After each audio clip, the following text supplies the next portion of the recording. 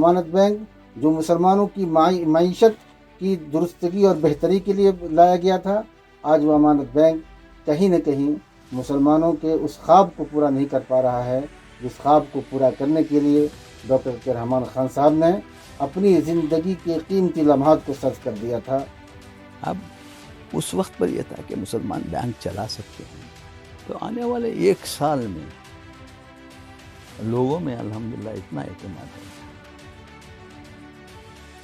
कि बैंक 77 अल्हम्दुलिल्लाह भाई 80 से 80 तक हमारे डिपॉजिट 1 करोड़ से 45।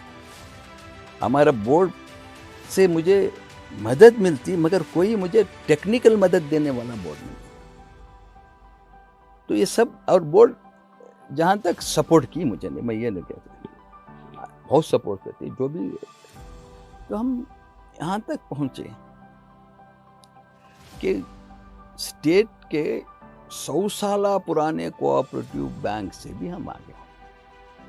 अजय साहब, मैं बताऊंगा, इस बैंक के आने से बेंगलुरु का मुसलमानों की माशियत इतनी अच्छी हो गई, अगर कोई उस वक्त पर सर्वे करता तो मामूली व्यापारी करोड़पति हो गया।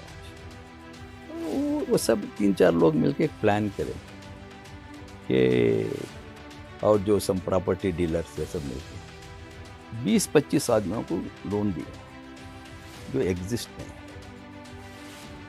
जिसको हम कहते हैं कि बेनामी लोन्स। तो उस तक ये पता चल चुका था कि जनरल मैनेजर ने बेनामी, बिल्कुल बेनामी, उसको सस्पेंड कर दिए थे। हम वो मिलते ही, हम एक दिन भी हम वेट नहीं किए। जनरल मैनेजर को जिस दिन ये इंसाफ, उसी दिन जनरल मैनेजर से उसने एडमिट कर लिया, राइटिंग में एडमिट किया, हमने गलती किया हूँ, बोर्ड का परमिशन नहीं लिया हूँ, ये सब राइटिंग में बोर्ड से ये सब रख के हम लोग अभी बेनामी अकाउंट आ गए थे।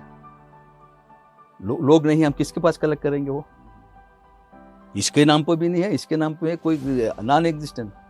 तो तब हम कंसल्ट करके ये किए कि ये सब जो अकाउंट्स हैं, ये जो प्रॉपर्टी इन्होंने परचेस किए थे, लीगल हैं, इलीगल, जो भी डॉक्यूमेंट्स उनके पास हैं, हमने बैंक को ले लिया, जो उनके वालिद के नाम पर, भाई के नाम पर, बहन के नाम पर ले, तो वो पूरे डॉक्यूमेंट लेके वो लोगों को जो एक्चुअल पैसा इस्तेमाल किए उनके नाम पर लोन ट्रांसफर